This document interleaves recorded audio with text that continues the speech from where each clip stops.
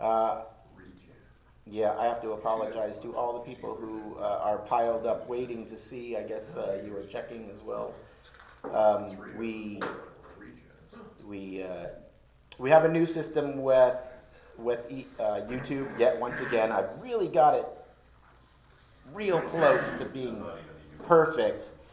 But so now instead of saying start the stream on the streaming software, I now also have to say start the stream on YouTube. And here it is 19 minutes into the stream, and I just hit the button that said start the stream. But that's okay because everybody can start from the beginning, rewind or play. I've got it set up that way.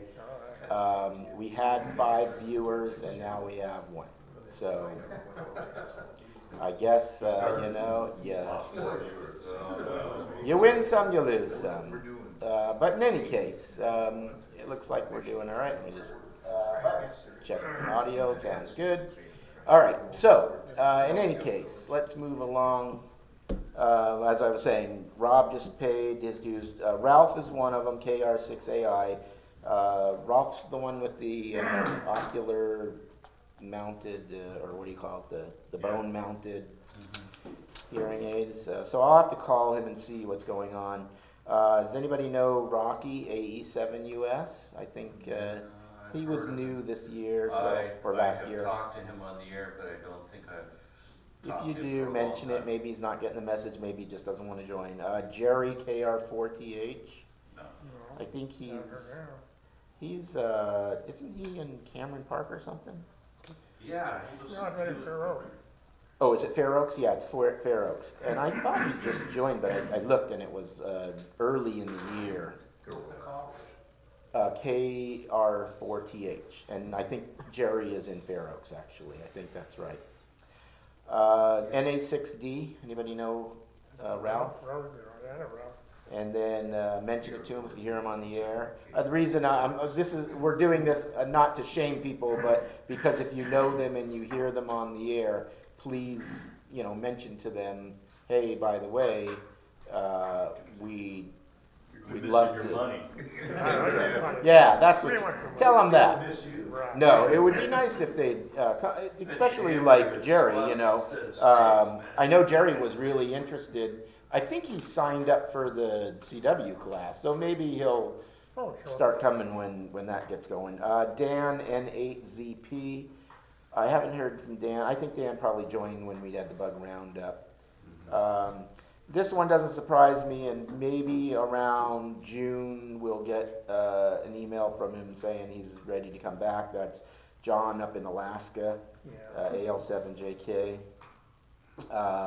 Here's one that I don't know, he might be spammed. You probably hear him on the air all the time. Maybe you can mention it to him, Bob CA. He hasn't renewed his dues yet. Gene, K7ND. He probably didn't check his email. Okay, 7ND, I talked to Gene. Yeah, let Gene know if he's interested. This is an interesting one, but I've also not heard him on the net for a long time, is Ned. AC6YY. Oh, yeah. Yeah. Oh, Ned. Well, he used to be park guide every Sunday for a long time, and then all of a sudden, Chris, been 2 or 3 months? Yeah, it's been about 2 or 3 months since we've heard him on the net. Now I know he was working a job that got him home kind of late. But he also goes over to Bosnia and some other places. Yeah. For a Oh, couple okay. months Well, he'll after come that, home to a so, PayPal invoice. yeah. And then now, what's his name? Is it John? KH6EE or KH7EE? What's his name? Is it? I don't remember. I apologize to him for not knowing his name. I know his name, I just can't remember it. His daughter, Karen, he signed his daughter up last year. Oh, Richard? Yeah, Richard, thank you. K2EE. Yeah, yeah, he signed his daughter up with them last year, but I don't think that she really had any knowledge of even being a member. So she probably got the PayPal invoice and like, what's that? What is this? Right. So I think she just Spam artist. right. So right now I can say that Alaska, John, Bob CA, and Ralph will probably rejoin. So that leaves us with 1, 2, 3, 4, 5, 6, 7. 7 out of 65, I guess, technically. That's not bad. Yeah, not bad at all. So that's pretty good for a year of renewal. And I really didn't hound people like I used to. I just decided, they don't want to join, they don't join. I'll send Rob after them. Is that right? All right, Rob, that bill's got your name on it. You defaced the $20 bill, right? That's a federal offense. No, it's not. I know he does, yeah. Listen, I've noticed him do it. Is that on camera? that is not a federal offense. You I can, saw him writing on one the other day, it's all for a good time, call Mike. that's right. Yeah. No. Do it nasty. You know what I put on the stamp? Right here, with a big arrow that says Trump lives here. All right. Was that a political statement? No. Not at all. I'm reminding people. That's facts. All right. So thank you to everybody who. Pilots next door, right? Thank you to everybody who came to the NAQP. That was nice. That was January 10th, I believe, or 11th. 11. But SKN. Yeah. What happened to you? I was on for SKN. My HW16 was doing just fine, thank you. Yes, but we're talking about NAQP. Oh, You never I did was. You only live 100 miles from Bob's place. It wouldn't take you much to get there. But I live in an even rarer county than Sacramento, if I get on. Did you No, work I at haven't- NQP? I have been, Well, this wasn't California QSO Party. This was North right, America. well, So my you're. top story had to be completely emptied of furniture and I thought so- you had guests over. Couldn't you just have them I move it? did, and then right after You they did, right left, after. I took them to the airport and then stopped and got boxes. Yeah. See, I would have said So- have your friends work for their stay and have them move the furniture for you. No, and it is still gonna be another month or two before we're back. Right. Well, we had donuts in the morning. We had pizza in the afternoon for lunch. Smoked pizza. Smoke? Yeah. Well, I think Bob's house was more smoked than the pizza. Smoke the but- house, yeah, the alarm went off. But we now know that Bob's alarm system, his It's fire good to alarm, test works this. very Very well. well, yeah. Once in a while, yeah. Is it sort of like paprika, the scent? No, it's more It like, was, Like burning oil. Like burning pizza. It smelled like a cheese. 12th burning. century. Was this like warm-up pizza or no, it smelled like a bake medieval and bake? castle attack. It was Yeah, once you got pretty everything going, it smoky. was fine. Let's see, and then we had Mexican food for dinner. So the pizzas I donated, so I don't even know what they cost, but the club really only spent about $50 on Were those that event. on the bottom rack at Costco? The pizzas? No, I got the pizzas at Papa Murphy. And we could- Oh, One oh, time, okay, yeah. it's a real pizza. yeah, Real they were pizza, pretty yeah. decent No cockroaches. pizzas. No cockroaches. No. I'm, And I'm still questioning your definition of pizza then. yeah, right. I could have handmade them myself, but I think that Papa Murphy's was good enough. Closer, probably. Sure. Yeah. And of course, it was John's birthday, so we sang him happy birthday, and he brought his own cake. So that old saying, you can have your cake, but you can't eat it too, wasn't true, because John ate his cake. So he not only brought it, but he ate it. So Right. he can have his cake and he can eat Not it too.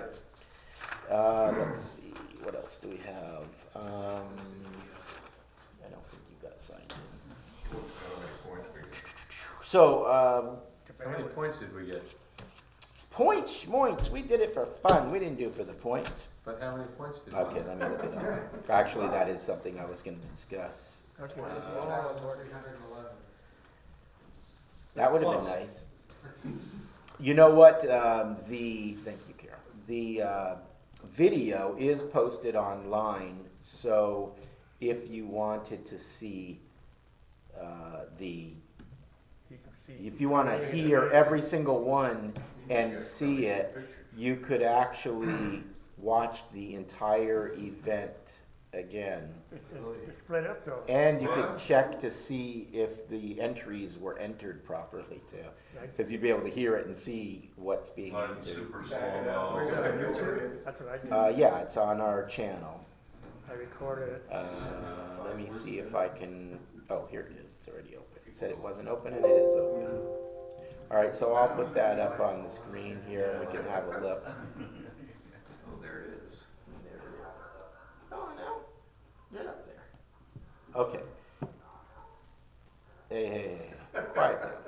There's an echo. Yeah, let me see who it is. See where it's coming from. Shh, nobody say anything. Is that the N3FJP software? Yeah, it's the software talking to us. I don't know where it's coming from. Wow, it's a lot of hours there. 12 hours. Yeah. 12 hours. Anyhow, so 473 contacts, 61,490 points, which is pretty good. Okay. That was pretty good. And I'd say that although, well, we can look it up here in a second. I can't tell you what we did last year off the top of my head, but I am hearing code. Is that you? Okay. Let's see here. If we go to view, we can view the statistics first real quick. So here's the breakdown, 80, 40, 20, 15. We got 48 on 80 meters. That's actually really good, especially since we didn't really switch over to 80 for a while. Well, very into the late in evening. the game, yeah. 40 meters obviously was doing really well for us, 144. Yeah. 20 meters was excellent at 186. 40 And we were able to work 15 because it was wide open and we worked 95 contacts. Wow. Yeah, 40 from 50 was good. Yeah, I think the first 2 hours I worked, Stayed on 50. yeah, I think the first 1 or 2 hours I stayed on 15 and I think I racked up 95. So I think right after I got up, we switched to 20. So that was pretty much until about 12 o'clock in the afternoon. So it was 10 o'clock we started, 12 o'clock I got off of 15, and then I think Chris sat down on 20. You know, 20. So, but everybody for the most part had a turn who wanted a turn to get on. Nobody was blocked. So 473 total, again, 48 on 80, 144 on 40, 186 on 20, and 95 on 15. Here's the breakdown of the percentage-wise. Texas was real heavy with 14% of all our contacts. And then California, 11, and that's probably because once we jumped onto 80 meters, it was pretty much mostly California. Yeah. Although there was some East Coast on 80 meters. Did really well. Looks like 7% for Florida, 4% for Colorado, and then Arizona came in as much as pretty much the rest of, let's see, Arizona, Washington, Illinois, Arkansas, Missouri, Tennessee, Wisconsin, Kansas City, Kansas, Pennsylvania, Minnesota, or no, up to Pennsylvania, we're all 3%.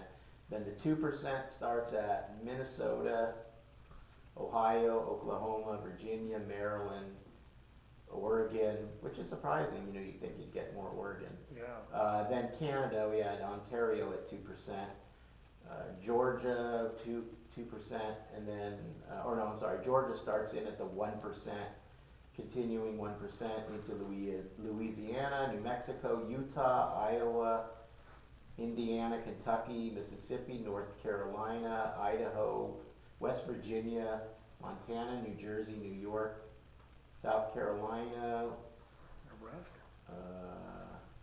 Wyoming. I said You're that. Nebraska? No Nebraska. No, they weren't That's Nebraska. Wisconsin, isn't it? W1? Yeah, Wisconsin. Did I say something else? Wyoming. No, WY here Oh, is I'm sorry. Wyoming. Connecticut, Michigan, Nebraska. We did have Okay. 3 contacts into Nebraska. Alaska, or Alabama rather. British Columbia was 2 contacts, and I don't know why. It looks so low that it's only reports in at 0%. So Alabama, BC, Hawaii, Massachusetts, and Quebec were all 2 contacts each, but didn't come up as a percentage for some oddball reason. But that's software for you. So do you get any points for the emergency response to the smoke alarms? No, because that was off air. Oh, man. Let's see here. We worked 4 Mexico stations, 3 Brazil, 2 Hawaii, 2 Panama, 1 Japan, Uruguay, and Venezuela. And the Venezuelans said, "Get us out of here. We're starving." Let's see. Total DX miles, 80,265. Wow, I guess we worked around the world, 3 times. Let's see, what else? Continent, obviously, 98% were North America, 1% South America, and then Asia and Oceanic is the other percentages. So it doesn't really matter, but if you're interested, here's who scored what. So it looks like Chris beat me out by 4%, and John came in real close to me as well. So it was I think it was pretty fair Effort, yeah. spread of Right. everybody who sat down to operate. Did a pretty good job. I don't think there was, there wasn't anybody who just, made anyone else look bad. It was really good. So let's see here if it will draw us a map. I don't know if it will. We can see if it does. Yeah, I don't think this particular one will show a map. No. With all the red lines. And then, here's the graph. Oh, wait a minute, where's it going? Oh, is it on here? Of course. Hang on one second, let me just, okay, so I can show you the graph first. If I can get it to move over, there we go. Okay, That's not so, a musical score? yeah, so this graph here, these are the colors. The color key over here tells you, Contact rate. on these bands, which band we were on. So green is 20 meters, that's our 20 meter. So here's our 15 meter, we started at 1800 to 2121. That's when I stopped on, or I think we took a break right here for donuts. So basically 18 to 20 probably. That's all 15 meters there. So you can see it did really well. And then as it started dropping off, that's when we went and had donuts. And then the rule says we have to be off the air for 15 minutes between operators, so mandatory 15-minute break there. And then we changed bands. Here's our 20, and you can see it really peaked up to 93 contacts. I guess that's per hour rate. And then I think Chris probably nodded off here. And then there were probably a few operator changes in between years, my guess, but we didn't change bands, so I don't think we had to take a break there. And then somewhere in here, oh, this might have been lunch actually, because that would be noon. Yeah. And then this was probably a coffee break between bands. Let's see, red is 40 meters, so that's when we started in on 40. And then I believe this was probably dinner time right around here. Or either this was dinner or this was dinner, I don't know what time. That would be 4 o'clock. Did we eat around 4 or I 5? got out about 4, didn't I? Okay, so then that's our breakfast break, that's our lunch break. And then this is just as the band was getting low. And then we just started getting on there and really calling CQ. This is when LQ started hunting and pecking. How about that? We can say that. He doesn't do that, so just teasing. Yeah, so as you can see, contacts per hour, we never really dropped too much below 40 contacts per hour on average.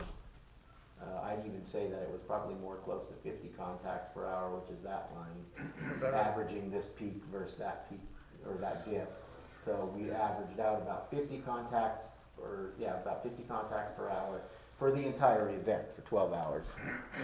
So that's pretty good.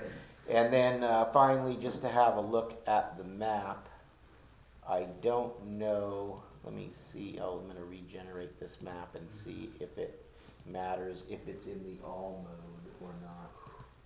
Because you can look at the last 20 contacts, or you can look, oh, I think it might be by, I don't know if the map draws by band or if it draws by all contacts, let me see. And was everybody using a bug or? I think everybody but Mike used bug. Really? Yeah, I think Mike uses keen paddle. He has a, it looks like a Shure Profi or something like that. Oh, right. So I think that's the map of one band. It doesn't really say, because I know we worked Florida, we already discussed Yeah. that. So I'm not sure what band this is. It may be, maybe, it's probably just one band. It may be the 80-meter band, All right. Yeah, 40. possibly. Says 80 meters, Does it? Where does it say it up here? lower left. Oh, no, that's, this is another page. Oh. This is on top of it. So that's just an overlay. Maybe if I switch the band, we can see, yeah, that's 80, so let's do We did it 40. for dinner, didn't And we? then we'll say view map and see if it, okay, there we go. So here's 40, that was 80 meters, there's 40, Yeah, because it's different. yeah. So there's, so it looks like we were Kauai on 80 and 40 meters. Yeah, I think you did, yeah, I remember you So- served me right. There's a couple of really good signals on 80 and 40 meters coming out of Hawaii. Now let's have a look at our graph for 20 meters. Oops, not graph. Our graph for 20 meters. There. Okay, so here is the 20-meter band. So that's the 20-meter band. Clearly 20 was doing really well. Interestingly though, look, we didn't get Oregon or Nevada. You would think that these would be easy states to get, but I guess with that four element step IR, it just wants to jump all the way to the end of the universe here. So we were hitting hard into the East Coast. And then our final band was, or rather our first band actually, was 15 meters. So let's have a look at what the morning was doing. So this was 10 a.m. to noon, and that's 15 meters.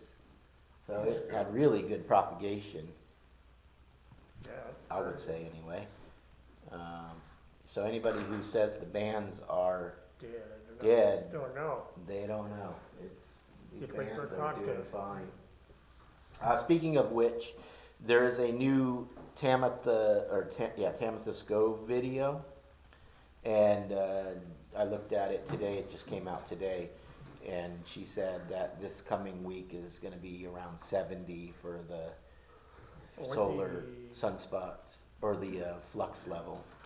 We did the egg contest next week, Didn't right? she say there's a couple of sunspots opening Yeah. up? You know what? I believe I saw that there was some storming going on and some sunspots were coming up, but I didn't have enough time, so I just jumped right to, I always jump to the K level for the noise, and then I jump to see what the solar flux number is. It was And like then I can watch. 74 the other day, wasn't it? It's possible. I Yeah, but wasn't really watching. The K was real high though. Yeah, there was Well- solar storms going on, so the noise level may have been high on the bands, but the transmissions were doing really well. Yeah. So you shouldn't have had a hard time operating on any of the bands. So anyhow, that's the NAQP wrap up. We did really well, I think, at 473. I probably can, just as a comparison. Now, last year, were we at your place, Bob? Yeah. So just for the sake of looking here, let's see if we have a 2018 version of the, I think it's gonna be in here maybe. 2019, don't you think? Or 2019, yeah, I'm sorry. It's 2020. Oh, you know what, it may have been destroyed because, No. oh, actually, I know where it is. I have a copy of it probably on my, every time we wrap up, Of course, I don't have any more USB connectors on the laptop, but For your convenience, what do I have going on camera? I don't want to kill the camera. wireless USB. Well, I actually have a USB hub, but I still have to disconnect something to plug in the hub. But let me just do that real quick. People can live without audio, so the audio is going to drop out for just a minute until I can plug you back in. So stand by, people.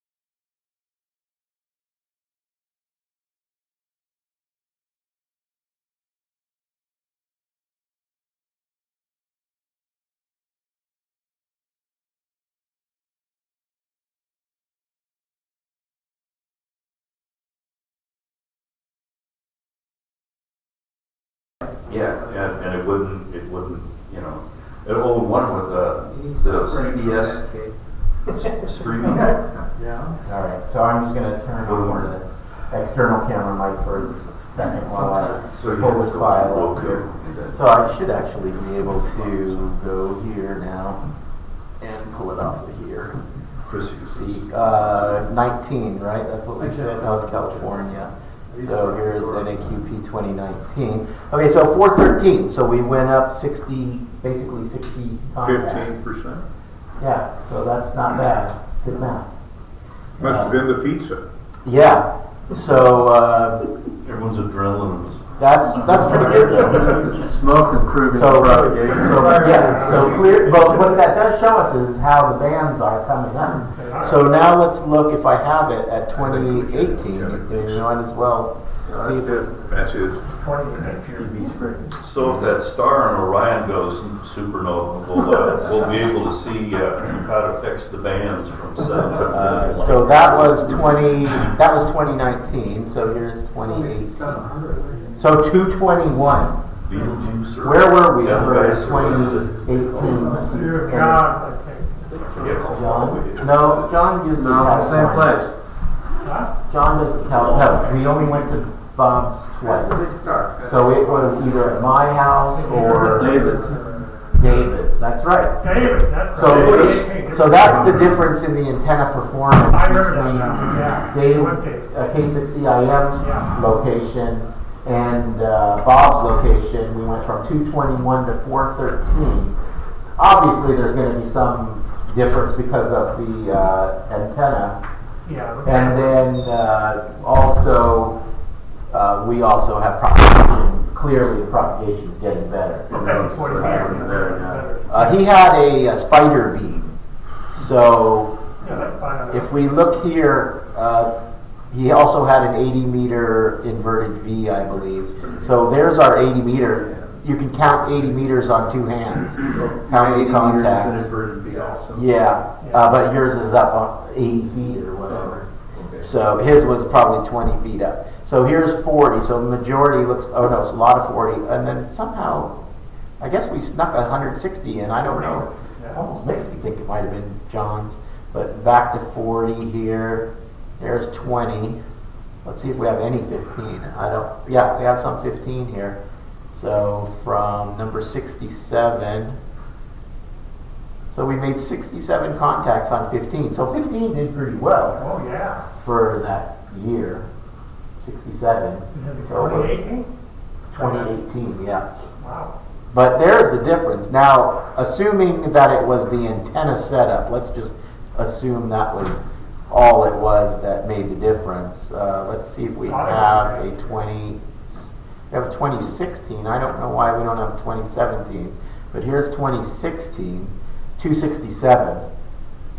So I guess we were coming down off that, the ramp down to the pit of the solar cycle, and then really hit the bottom right there at 212, and then we started climbing back up. Yeah, the peak was 2014.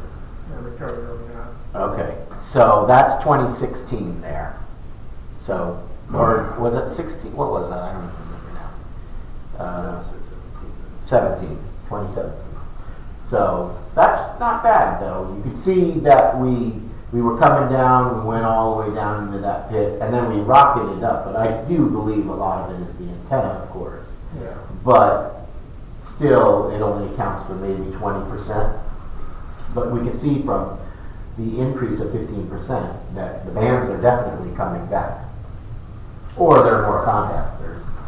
I don't know. Could be one of the two, I suppose, right? All right. Now, tell you what, let's take a quick break and we'll enjoy what was brought. Was that you, John? You bring that? Brownies and grapes. Wow. Good I job. also brought some other stuff. Yeah, I see.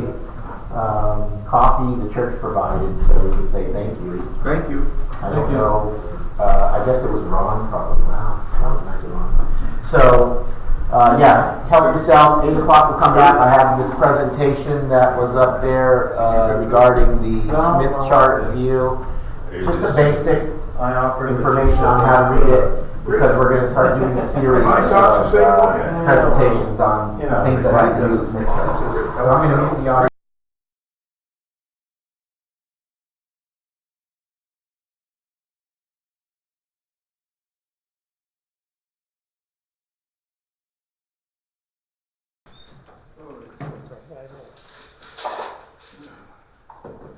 Chris, what do you want? You want a brownie and some water? Okay. You want me to bring it to you? Oh, okay. Okay. Huh? The brownies are a little flat for some reason, but okay, usually they raise a little more now. It's lack of inflation. Did you get it Pretty good. All right, we're back on our conference mic. Hopefully you can hear the difference. We're going to take about a 10-minute break, and we'll be back with you. I'll leave the feeds going so that you can watch us mill around. Hold out your other hand here. Thank you. There, you've got a brownie there. Oh, Okay. boy. Water's a little bit full, so. Well, good. Okay. Right.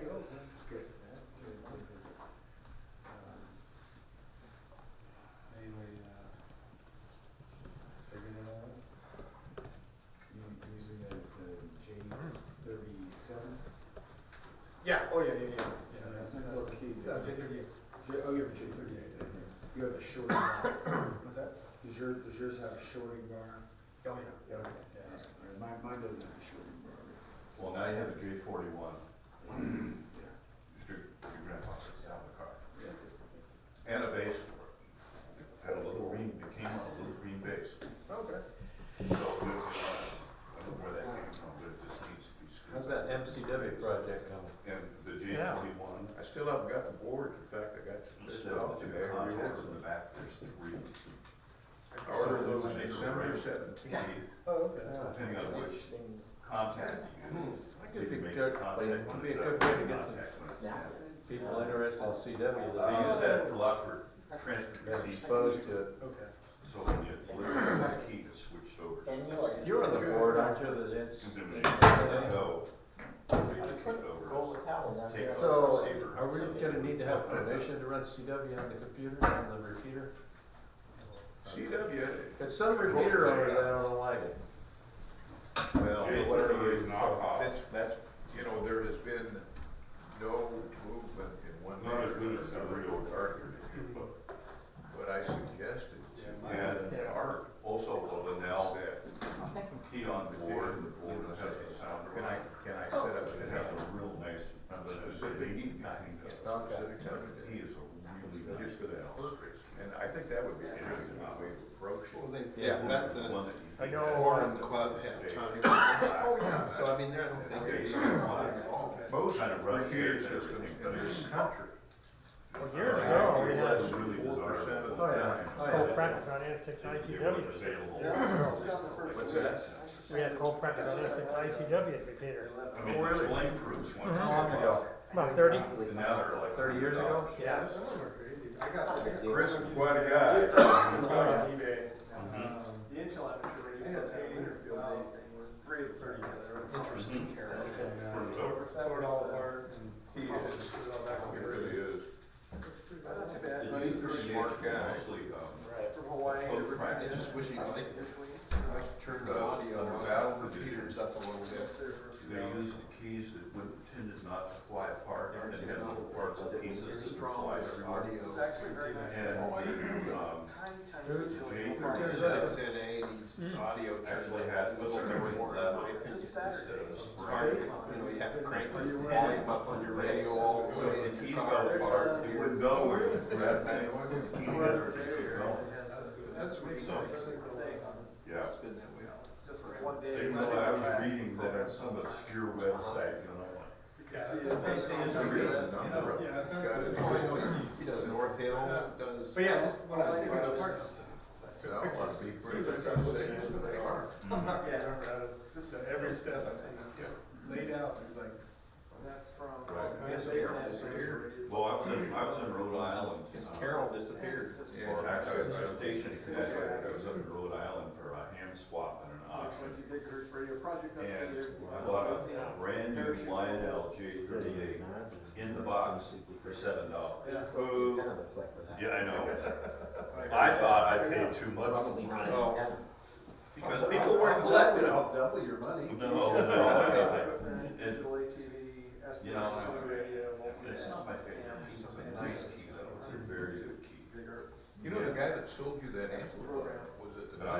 Yeah, I know, I Told you to should talk have, to no, him. I should have talked to him. I It think was, it's it here. was a I Ford. pointed you out to him. Oh, okay. It's still sitting there. I just have to $5 go through the book. paddle. Problems. with the book. And then $30 Have to go parts through the book and see what caps. to build this deluxe electronic heaters that was in the early seventies that You would don't come have a out. soldering. And everybody was building. We can rock that. I didn't have to go. Yeah, if you get it, you just have So to. I talked to my parents and give me a ride. And then you just look at it.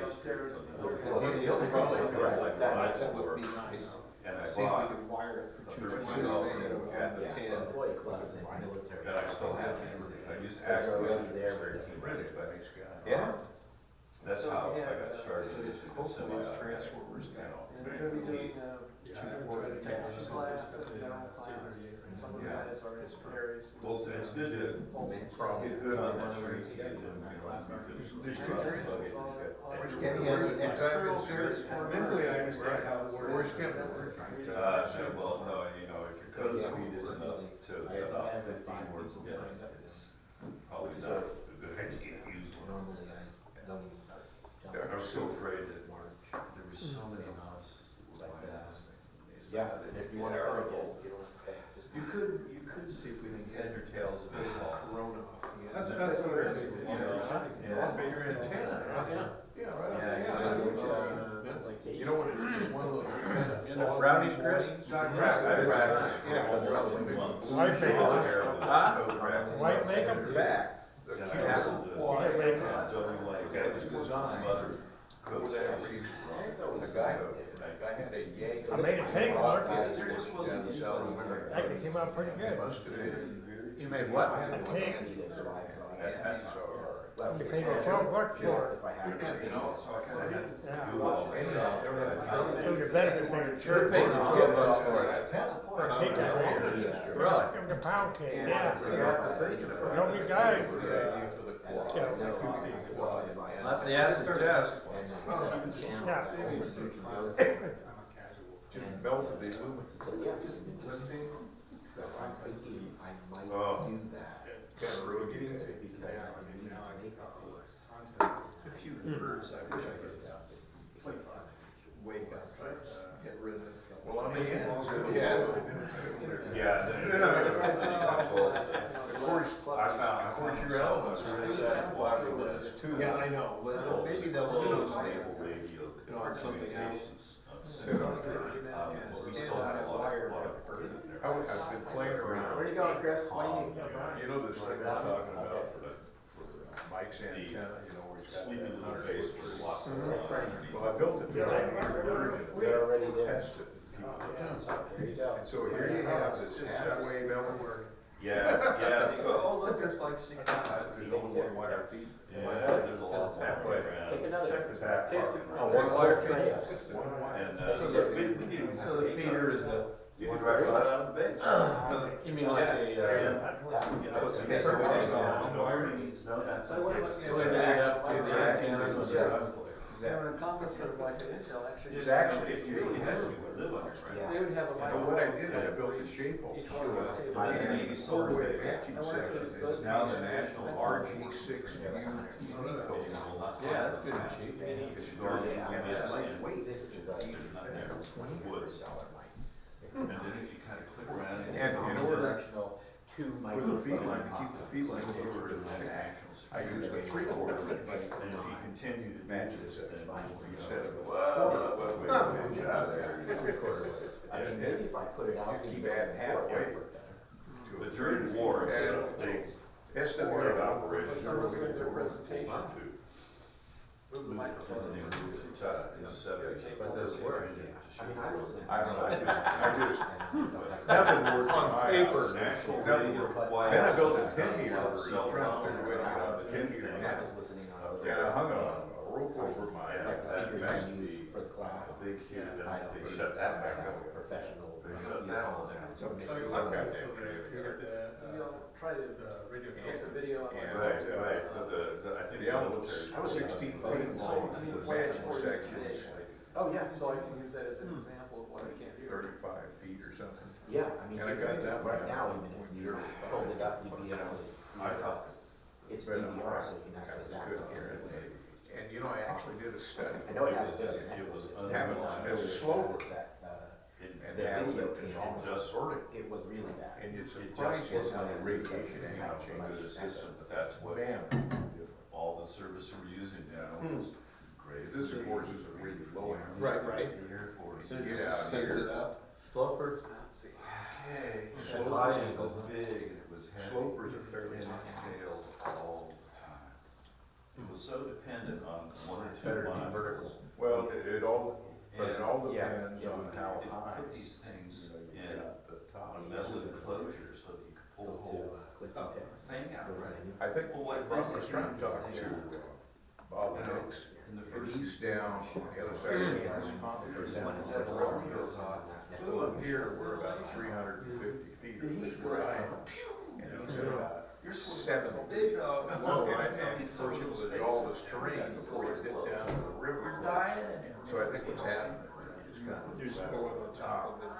It's not a fair task, but to me, that's. And of course, old Bob on the hill, you know, he's just. Really? Anybody over here from, from behind the air, it's pretty cool. I'm rather disappointed in all regarding antennas. Well, that was. Regarding We're the just- antenna. 2 or 3 seconds latency, right? I mean, where I'm at, I can. Yeah, go ahead and rewind Go and here, just touch anything. turn your phone Here's sideways. the world's worst spot. Was it low? And you should be able to. Well, I'm kind of on that little plateau, so I'm shooting over anything that's down in the valley. There you go. And then, you know, to get any distance east, I've got those faded photos, and that actually works pretty well.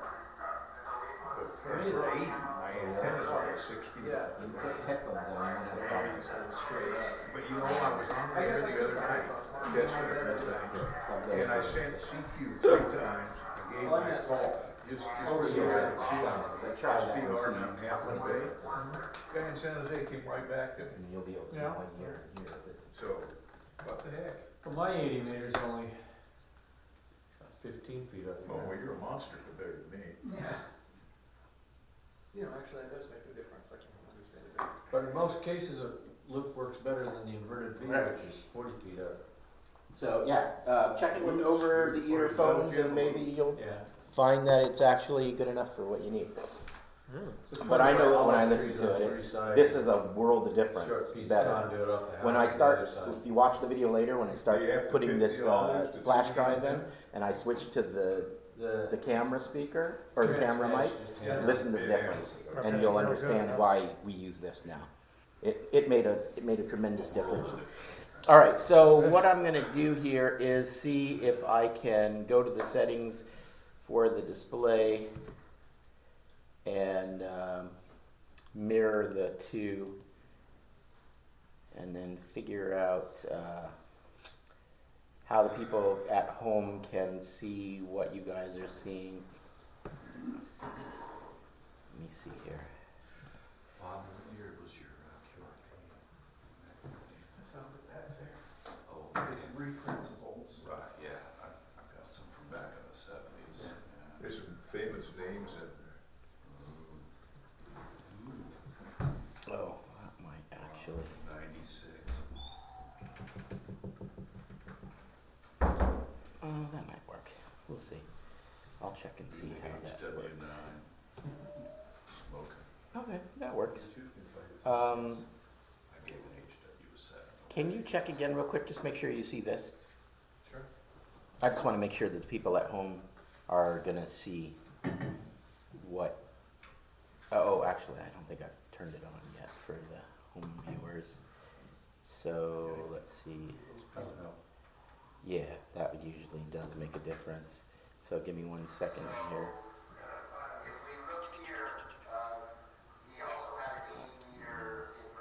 Yeah, you gotta scroll all the way to the right. I'm trying to. Oh, there we go. Good picture. Shift and desktop shift F5. Okay. Yeah.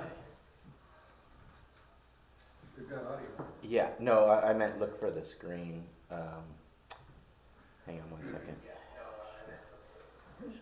Okay, so you should see the Smith chart display now, or you will in 10 seconds or whenever. There you go. Is it there now? Not yet. What are you seeing on the screen? The camera view of the room. Oh, still? Hmm. Like that? That's okay. I thought it was here, but oh, interesting. Okay, well I'll turn it on manually. No, it's not a big deal. Okay, now you should see it. Now I do. Okay, great. All right, so tonight we're going to talk about the Smith chart. You can kill that. We'll talk about the Smith chart. This is like a 3-part series, I guess we could call it, right? Basically, the reason that we're going to cover this tonight is because Phil is going to present some things to us that we've discussed in the past, which are SimSmith program and how to use it in order to make an antenna more resonant, and also what was I guess one is on the SimSmith and then the other one is the hands-on. The first one is actually that experimental slow. Yes, thank you. Right. So in his presentation, he uses a program where it displays a Smith chart view as opposed to an SWR graph by itself. Actually, there's both. Right, I know. And the reason that we're doing this presentation now is so that you can familiarize yourself with the Smith chart if you haven't seen it for a long time or you don't remember exactly how to read it. We're not going to get into the advanced features of the Smith chart in such that you could read the numbers and say, okay, I know I need X amount of inductance or X amount of capacitance in order to make the antenna reactive. We're just going to understand how to basically read what we're seeing on screen, so we understand. So instead of Phil coming in and showing you a picture of a circle and a bunch of lines on it and saying to yourself, well, that's great, but I don't understand what you're even trying to show me, you're just showing me a circle with a bunch of lines on it. So let's talk about the Smith chart. So what can the Smith chart tell us? The Smith chart can tell us the resistance of an antenna or a load at the frequency you're measuring. It can also tell you the reactance of an antenna or a load at the frequency. The reactance can be inductive or it could be capacitive. All right, we'll talk a little bit more about reactance. And it'll also tell you the SWR of the antenna or the load. And I say or load because although an antenna is a load, you don't necessarily have to have an antenna on there. Phil has 80-meter antennas that fit on a circuit board this big. So it's a load, you know. It may as well be a resistor, but it's a tuned resistor. So, and that will kind of brush on a little later as well.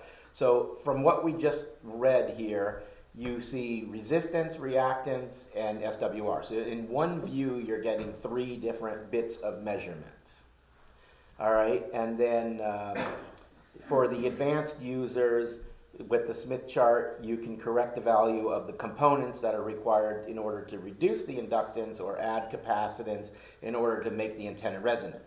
And that's what I was telling you. We're not really going to hit on that advanced part where you understand how to select your values to make your circuit in order to make resonance. Maybe Phil might touch on that when we go into the hands-on portion. Do you explain that? Well, what I want to tell you about this, there's a tool, I've mentioned this, I think, in the past.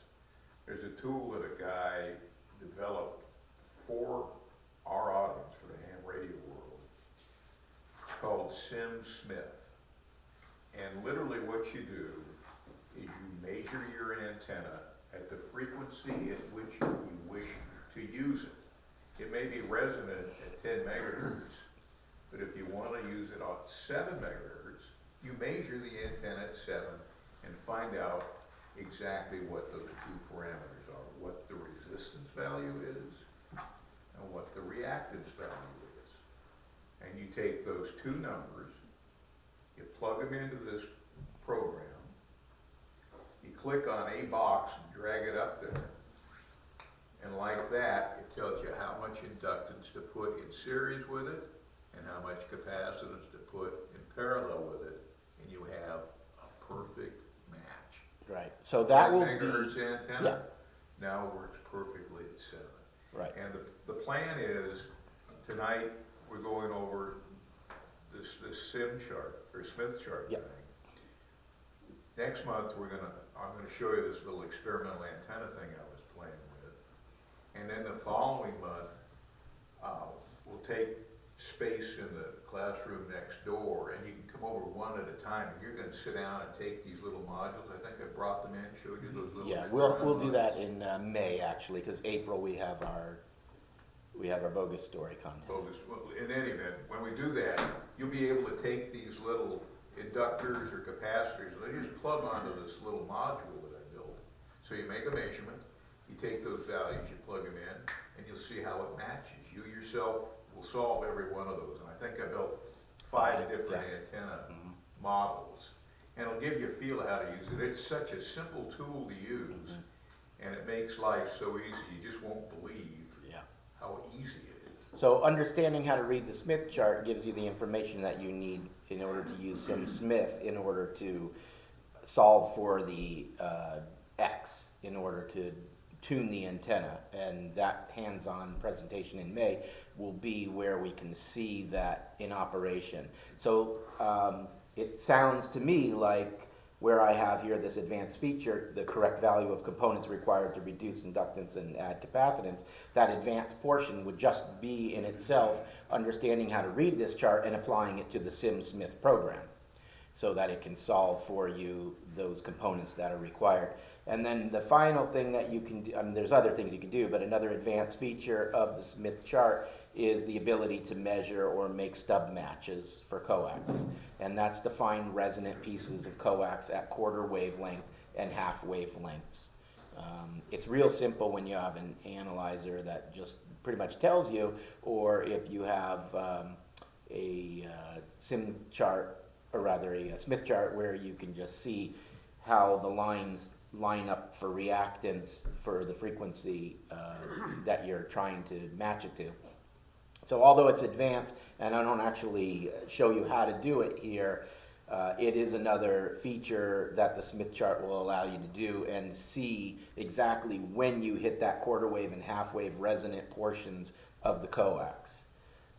So from what we see here, the Smith chart offers you at least 5 different things: resistance, reactance, SWR, value corrections for making an antenna resonant, and measuring and making stub match coaxes. So it's a great tool to have. So the Smith chart was invented by Philip Smith at Bell Telephone's Radio Research Lab in 1935, or actually it was in the 30s. That's what I wrote. In the 30s. Let's see, I think it was about 35 though. Now this is a just interesting tidbit of information here. The trademark on the Smith chart was good up until 2015.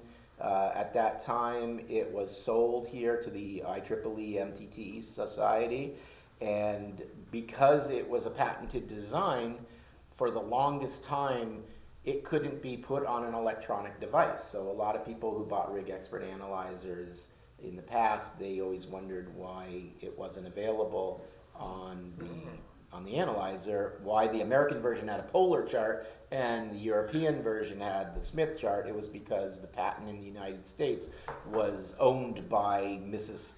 Smith, I guess. When did that expire? 2015. Yeah, so once the MTT Society got it, they got a little lax on it, and they started allowing people to put it on different devices within the last year here. 2017, they kind of said, well, if you want to buy some rights to it, it was kind of like USB. If you wanted USB in your device, you have to pay the USB patent people, whereas the Smith chart, you'd be paying the IEEE.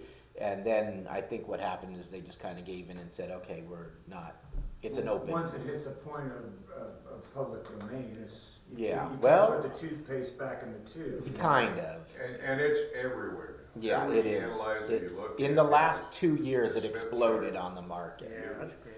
So the Smith chart allows you to take a snapshot of the antenna over a varying frequency. So instead of where you're looking at a graph and you can only see one specific frequency, with the Smith chart you have the ability to scan a wide band pass of frequency and see all of that information on the Smith chart simultaneously. So the Smith chart allows you to see all 3 components, in this case resistance, reactance, and SWR at one time across multiple frequencies. And again, helps you find the proper load resistance of an antenna, meaning the true resistance of the antenna.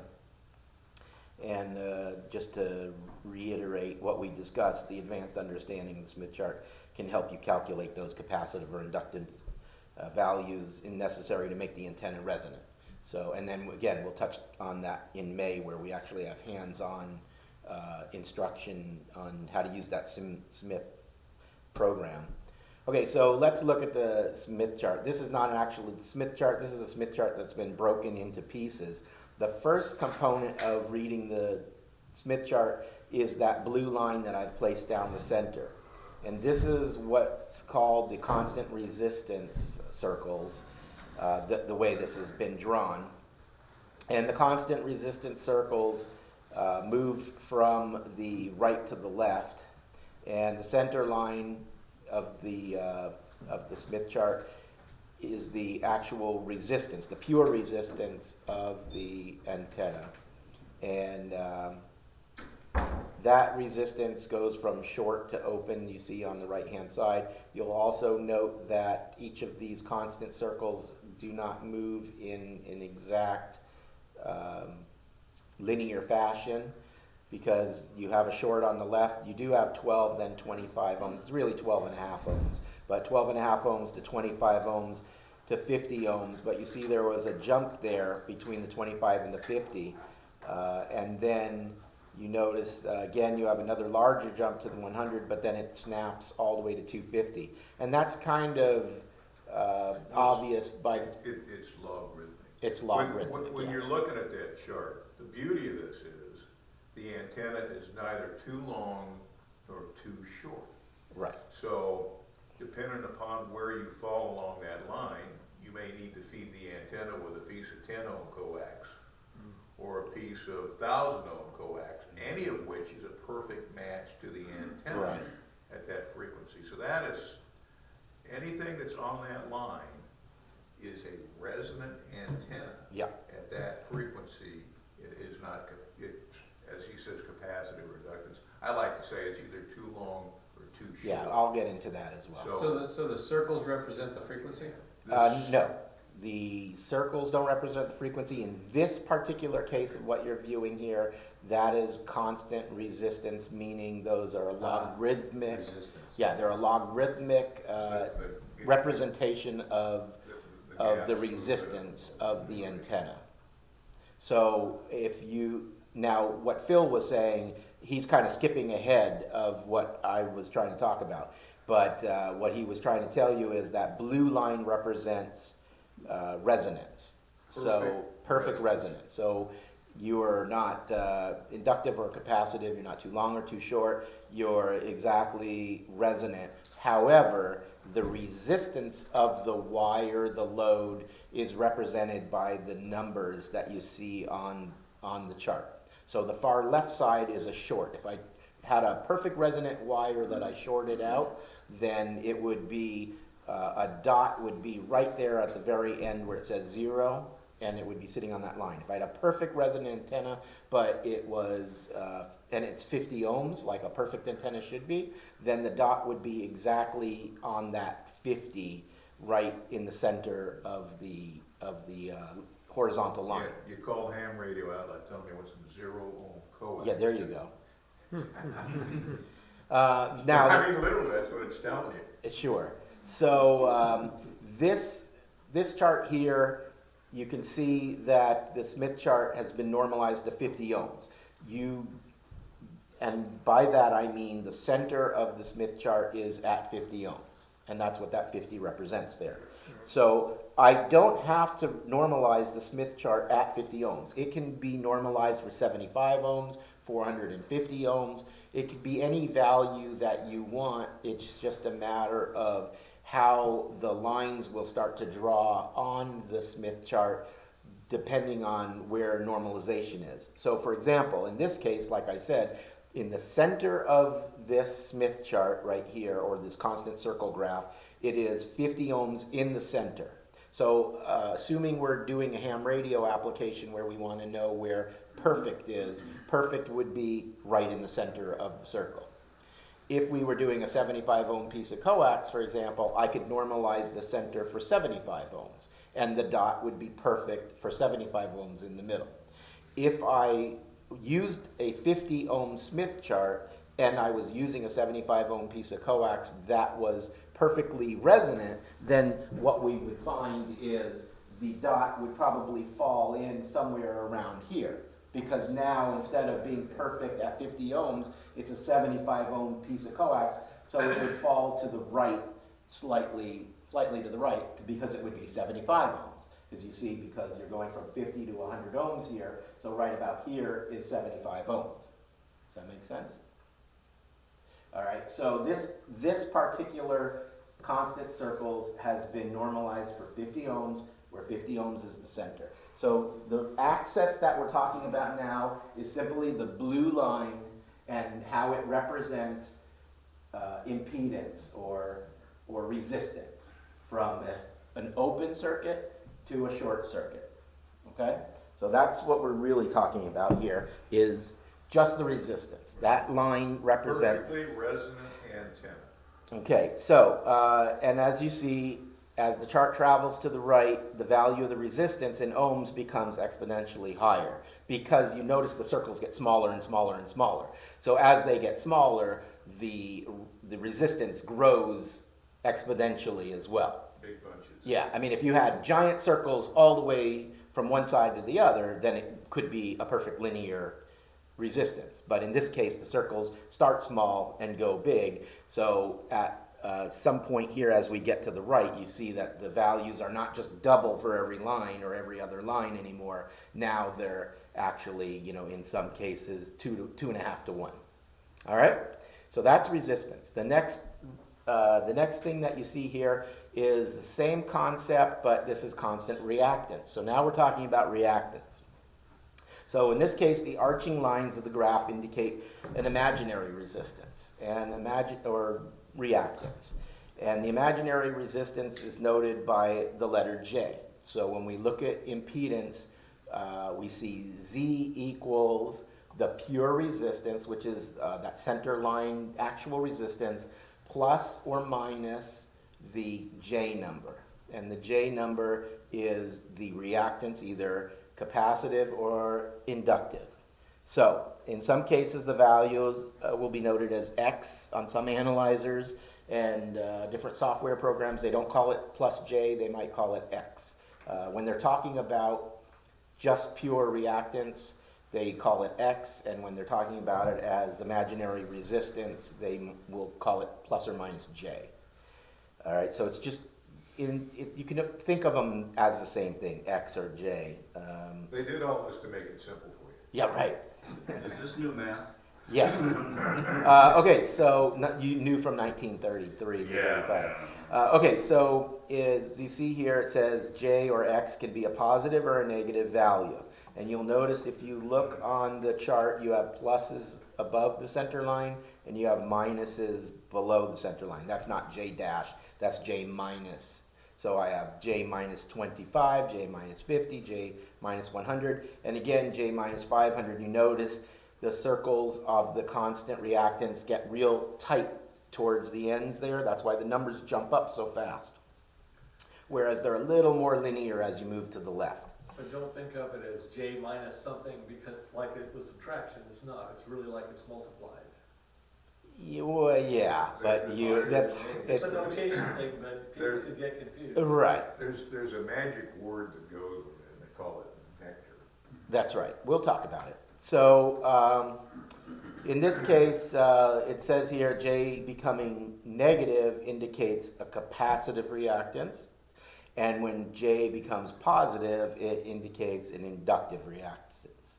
All right? So again, above the line, you have inductive reactance. Below the line, you have capacitive reactance.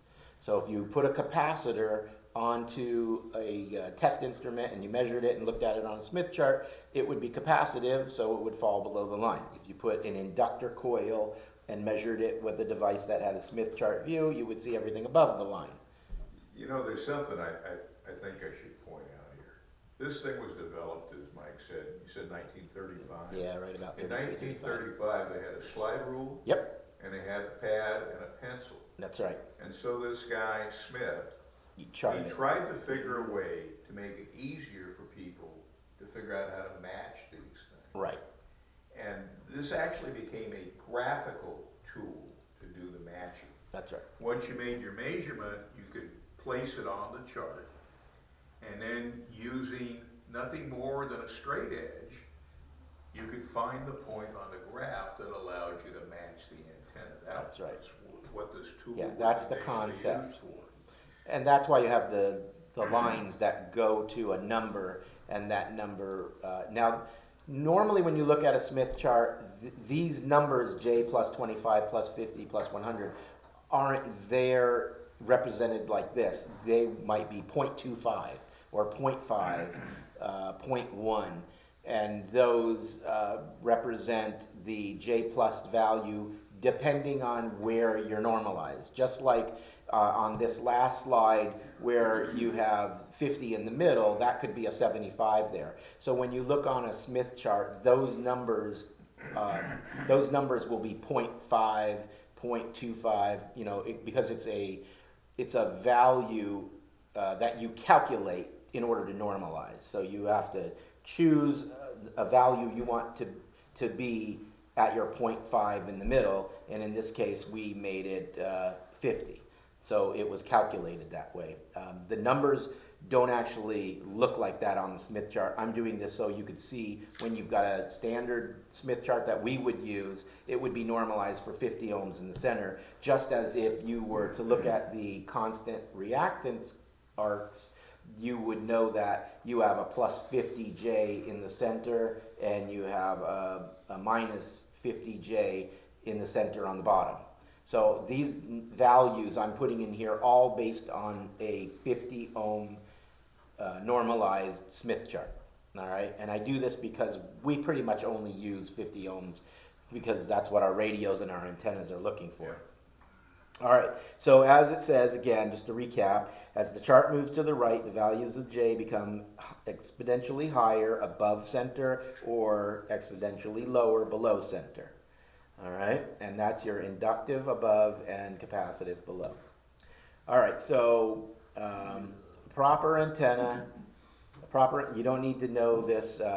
This touches on what Phil was trying to tell you a minute ago. Software and high quality analyzers known as vector analyzers, and this is a big difference between analyzers. If you go shopping for an analyzer, you want to make sure that whatever you buy is a vector analyzer, because if it's not calculating impedance based on a vector calculation. That calculation to the right there is basically telling you that the impedance of the load equals, and then it equals ZL over the impedance of the load over the impedance, and then in order to calculate ZO, the calculation below can be used. So that's how you calculate a vector angle. Or you go to Google and you say vector angle, and it asks for two different numbers, and you put the two numbers in and it tells you what your vector is, and that would be equivalent to your impedance. So that's how we calculate impedance. In the old days, you could get an impedance measurement on an antenna analyzer that they called Z. Yeah. And say Z was 100 ohms. However, you don't know if it's 100 ohms because the antenna is too long. Right. Or if the antenna is too short. Right. Or if the feed point is at perfect resonance at 100 ohms. Right. So you, in spite of the fact you knew you had 100 ohms of impedance, you didn't know why. That's right. So this whole new generation of antenna analyzers, they added this term vector to it. Yeah. And it actually measures this reactive component he's talking about. So you really do know if it's too long or it's too short and what the actual resistance is. And that allows you to easily match your antenna. Otherwise, it was quite a guessing game. Yeah, or you pulled out your Smith chart, you graphed it, and then you could see where you were inductive or But still, capacitive. with the Smith chart, without knowing what that reactive component is. Oh yeah, well you have to know, yeah, you have to calculate the You reactive still don't component. know. No, So that's right. this is a whole new world. Yeah, in the last Being 8 able years. to see on that analyzer exactly what your issue is. Too long, too short, or something wrong with the feed. Right, so that's about 8 or 9 years now it's been really available electronically. All right, so again, most of our equipment uses 50 ohm impedance. That's what we all know we have to set our radios or antennas for. And in order for the antenna to radiate all of its provided power, you should have a resonant antenna, and it should be pure resistance of 50 ohms. So perfect resonance is 50 ohms pure resistance with zero reactance, meaning you have resonance occurs when the antenna or the load is neither inductive above the line or capacitive below the line. It is on that horizontal blue line. That's resonant. But for our radios, we still want resistance, and the pure resistance of 50 ohms is what we're looking for. All right, and that was just to cover what Phil was talking about with the vector angle. That's what a vector angle is. It's a calculation of the impedance based on the pure resistance and the imaginary J resistance, the inductive or capacitive reactance in a vector angle, and that's all it is. A vector is nothing more than an angle, and that angle is determined by the J and then the pure resistance, and there's your 50 degree angle, which is 50 ohms of impedance. Okay, so that's a vector angle calculation. I think in Star Wars, they used the vector to figure out how to get the spaceship where they wanted to go. They might have shot that down into the beam into the Death Star, yeah. And this is the Death Star here. So, all right, so now let's get into, this is what a real Smith chart looks like. This is what you would be more likely to see. And you'll notice that it shows the numbers as I described they would be. They're no longer J plus 50 on the top. It's just a 1 because the value is whatever the center is normalized to, it is that value. So it's a 1 to 1. Whereas you move to the left, you see it becomes a 0.5. So that tells us that it's half of whatever that value is. And then as we look down the center line, ignore the 1, 2, and 3 there, you see again there's a 1 down that center horizontal line. It's just below the line. And then you move to the left and you see 0.5, and then you go to the next circle out to the left and you see 0.2. So these are the actual numbers. I've, again, normalized our chart that we were looking at to 50 ohms so that we could see that 1 to 1 is 50 ohms in the center, and reactance is 1 to 1 at the top and the bottom in the center. All right, so those are the actual numbers, but when you normalize it, you can apply those other numbers that I showed you earlier, 50 ohms, 0 ohms, 500 ohms. There's something very special he's got on this chart that you're gonna love. Yeah, so this is the way that you read this graph, the Smith chart view for SWR. And the Smith chart is, in this case, normalized to 50 ohms so that we have a perfect display of 1 to 1 in the center. So readings within that first circle, or right where the horizontal and vertical lines cross each other, where it says 1 right in the center, this exact spot of this crossing is a perfect 1 to 1 SWR, 1.0 to 1 SWR.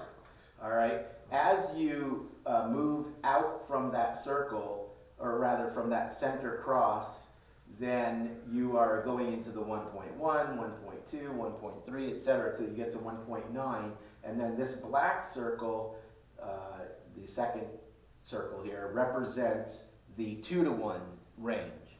And everything from this black line here, the dark black line for the people listening online, everything from that to the outer edge of or the inner edge of the white circle represents a 2 to 1 to a 2.9 to 1, and then we hit the 3 to 1 circle, which is the outer edge of the white circle, and then from there we go to, it's not exactly 4 to 1 to the next line, because you see it's logarithmic. Again, it's not a perfect, it's not like this where it's exactly half from here to here and half from there to there.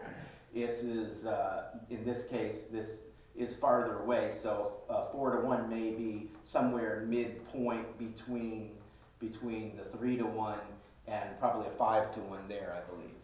So you might have a 4 to 1 SWR in this area. But the great thing is, as the frequency is moving along, it's drawing a line to tell you what the resonance and the SWR is at the same time. So, for example, if I had a line that just happened to come and pass right through here, I know it's at some point it hits reactance, and maybe it's over here, so it's a 1.2 to 1. Maybe it's up here, it's still a 1.2 to 1, but it's more inductive. Maybe it's down here, and it's still a 1.1, because maybe the line's curving right around that 1.1 to 1 area. If the line curves over here and it drops in right about here, you could still be a 1.1 to 1, but you're capacitive because you're below the center line. Does that make sense to everybody? Does it? The beauty of this is, when you plot this on your little analyzer, if your entire band and you'll get a curve, as Mike says. Yeah. One edge of the curve is on that black line, and it works its way around to kind of a circle and gets to the other end of that line. If those are the two band edges, your antenna is within 2 to 1 Yeah. across the entire band, and that's Right. what you really Yeah, look for. if you, for example, had an antenna and you made a measurement and the line started here and then it started curving around following this circle, the black circle, and then it ended at the bottom of the black circle. So say it started at 14.100 megahertz here, and then it kept going around the circle to the left from center until it came to 14.00 megahertz here. That means that you have a perfect 2 to 1 SWR. Even though it's becoming inductive to capacitive, it still never changed from a 2 to 1 SWR. You always had For a, that frequency. for that frequency. Does that make sense? Okay, so now what we'll do is we'll take a look here. This is a Smith chart that you can see what we were talking about, where you have some modern computers where you can do an overlay. And with the overlay, you can see here, Phil's marked a resistance point, I believe that's or a reactance point, I think. Of 0. Yeah, of 0, a resistance point of 0 It's on and that, reactance it's on 0. that line down the middle. Yeah, So So- it's not too long, it's not too short. right. So you see here, he never, his SWR never changes. It's really high, but you can see that he hits reactance here. Now the overlay is this brown line that is a smile that hits the bottom of the graph. So the blue line points to 0, about maybe 5 ohms or so. It's probably in here somewhere, but probably around. No, that's actually spot on. Is that 0? ohms. Oh, okay, I figured it And was that the bottom outside. curve is exactly the same frequency. Yeah, so what you're seeing here. And you're is- measuring the actual impedance there. Right, so The what you're seeing resistive here, component. these and two it's- points are the same. The blue line is pointing to the same place that the brown line, or the blue arrow is pointing to the same place in the red line as the brown line with the blue arrow pointing to it. So, So the bottom one is measuring the actual resistance, yeah, and the middle line is measuring the actual reactance. yeah. And at the same frequency, you've got it in that upper left-hand corner. I can't remember what the measurement turned out to be. It's that little brown number Yeah, in the upper left. Can you it's read 1 it? ohm, it looks like. I can't really tell. I think it's 1 ohm. So there's 1 ohm And you can see that it's real close to a short over, I mean, to a short over here. So it's about 1 ohm because it's right away from that green line. You see the green circle? That would be a short right here. Yep. So we can see it's not quite a short, it's about 1 ohm. And you can see down here, although the scale is a little bit off, you can see that it's also hitting resonance and almost 0 ohms there. So really what we're talking about here is just that some modern software programs allow you to represent the same thing in 2 different views. So in this view, you have the Smith chart view where it's a circle with the dot here, and in this view with the brown line laid on top of it, it's representing the same thing as that. Or it could be a different view. It could be SWR. What that is, by the way, that's a quarter wave transmission line. Quarter wave transmission line, if you leave the far end open and you look at it with your analyzer, it looks like a dead short. Yeah. And that's exactly what it's showing you. It's showing Yeah. at the resonant frequency, which means that first curve, the upper curve, the red curve, it's not too long, it's not too short, it's exactly a quarter wave. And you're reading the resistance on the bottom one, it says as close to a short as you can get. Right. Yet the far end of that transmission line is open. Right. Doesn't make any sense, does it? Yeah, so basically what's going on here is he's doing a stub match. He's actually finding a quarter wave stub match for this piece of coax. And he can see that the resistance drops to 0, and he can see that the stub is resonant at this point. Now, the Smith chart doesn't actually tell you the frequency that this is here. The software tells me that this is at 11.5 megahertz. So I can see in the software by looking at this tiny little number in the upper left-hand corner, this is 11 megahertz where his stub match is tuned for. But this is that advanced part that I was telling you, you can use it to find quarter wave stub matches. This is how you find a quarter wave stub match. You scan the band pass and you find the point where you have a short, and that's showing you again, this is the brown line showing you the same thing, you have a short, and you are on the resonance line. So when I know I'm at 0 ohms, and it's also indicated here, 0 ohms, because I'm all to the far to the left, and I'm at perfect 0 inductance, 0 reactance, so that means I'm resonant. So when I know my resonant point right here is a stub match. So this being that it's a coax and not an antenna. If this was an antenna, you'd have a really bad antenna. Something you have a Yagi with all your elements tied together. All right. But I still- yeah, it must work better. It's called That's diode. called a loop. Yeah. So, all right, so that's getting out of what we're trying to discuss, but this is just for your information, a representation of what a stub match looks like for a piece of coax. All right, and then again, we don't know what the frequency is because Well, it's actually graphed like I across the said, bottom. yeah, like I said, it's up here. It tells me that it's 11 megahertz. This graph line indicates frequency as well. So I can do it, but that's only because the software knows what frequency it is. If you were graphing it, you don't know what frequency. You only know it because you've graphed it.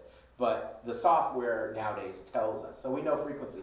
But the whole point of what I'm trying to show you here is that when you look at software programs, there are people like Phil where he wants to show you not just everything on one circle, but he also wants to graph it in a plot as well. So he puts an overlay on. So I'm showing you this because when Phil comes in to explain to you about his antenna, he's going to show you a graph that looks like this, and you're going to see this circle, and you're going to see this line, you're going to say, holy mackerel, that must be a real big short because it's way over here. No, it's because this line represents something completely different than what's within this circle here. Two different elements that are being measured at the same time simultaneously. So I'm just showing you that programs can give you a Smith chart and a graph simultaneously, all right? So don't be confused by this line or dips that might be running through the Smith chart. That's what they're for. That's what they're there for, all right? So that's what an overlay type of Smith chart looks like. Now, here's what an actual antenna looks like. So this is a Smith chart of a dipole antenna.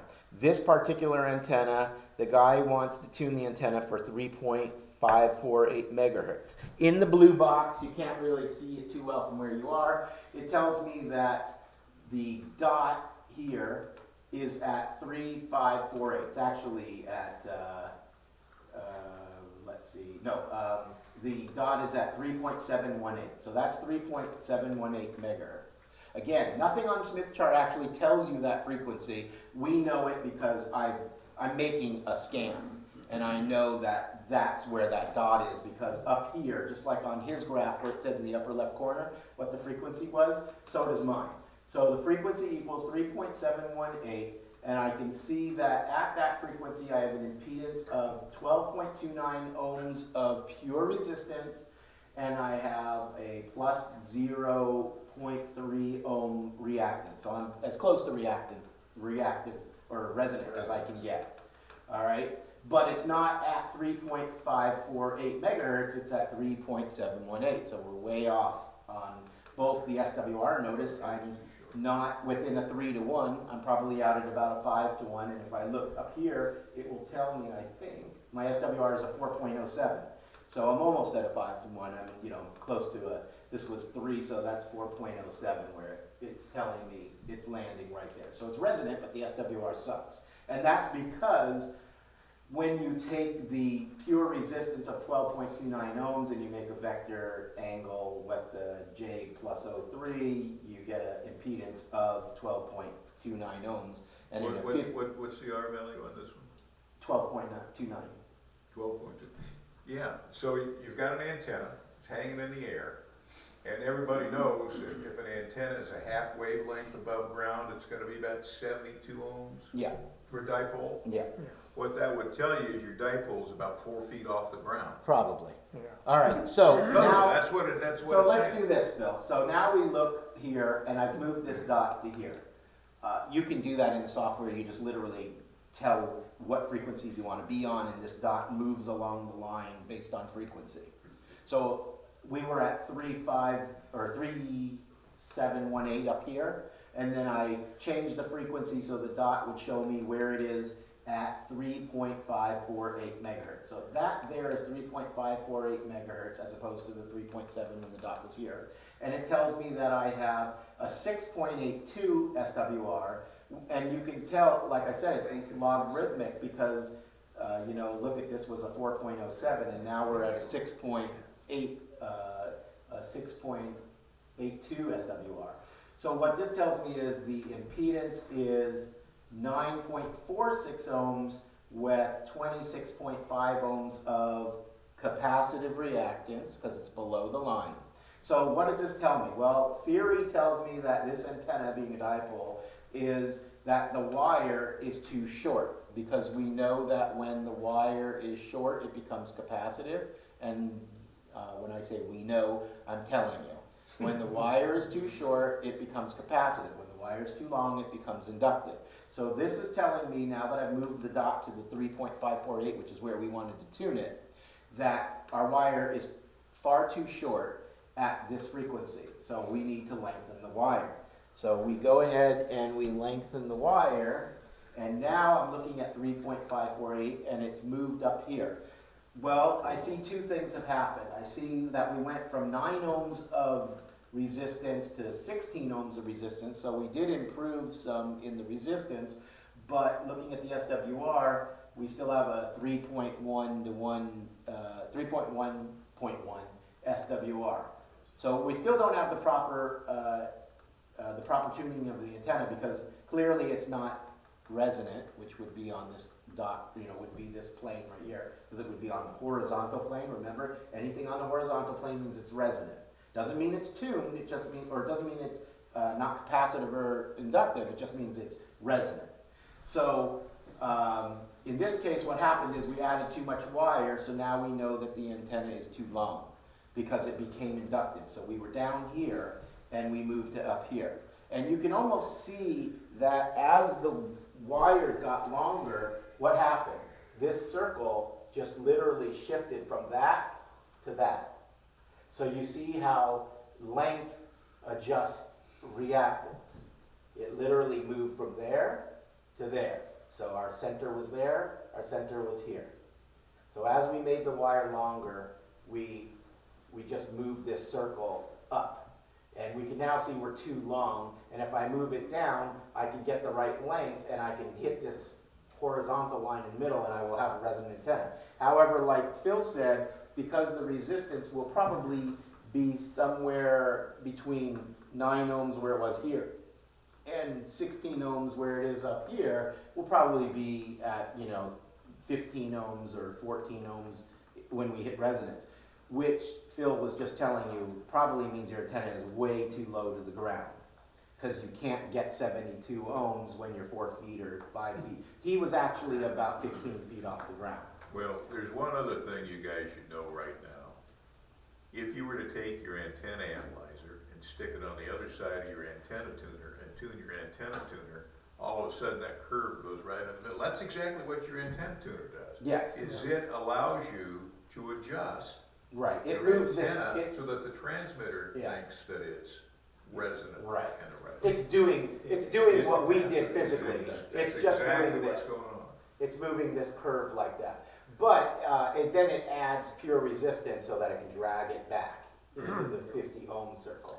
It adds the proper amount of reactance. Yeah. The beauty of it looking at it this way is this allows you to make an adjustment at the antenna Yeah. so that you don't incur all those losses in your transmission line getting to the antenna tuner. Right. That's the real advantage Yeah. of being able to use this tool. You can adjust at the antenna and you'll have much less loss in your Right. transmission. So you would That's assume- why it's important. Assuming you're using coax, It doesn't have to be. Doesn't It doesn't matter. matter what it is. Yeah, no Yeah, matter so- what it is. because you get a whole lot less loss with open wire line. Well, you don't have loss if you don't have You could an adjust impedance the problem. Smith chart for 600 ohms. Yeah, I'm just And- saying, Different it's more important to do it at the antenna if you're using lossy coax. yeah, Than Yes. if you're using Yes, open that's wire true. line, you can get away with adjusting it in the shack instead of Absolutely. out at the antenna. Absolutely. yeah. But And that's again- why, something like an inverted L requires a variable capacitor at the feed point, because it's taking care of massive inductance that it's neutralizing with capacitance. So it's moving this to that. Yep. That's what that variable capacitor is doing for you, Right. so that it will match the impedance that you require coming back to the shack. But you can still match it to 450 and then put it through the balun at the shack, and the balun will match it to 50 ohms again anyway. So if you wanted to, you could normalize this Smith chart. Instead of being 50 ohms here, you could make that 450 Sure. ohms. And then you could have perfect resonance on 450 ohms. And And really then- low losses.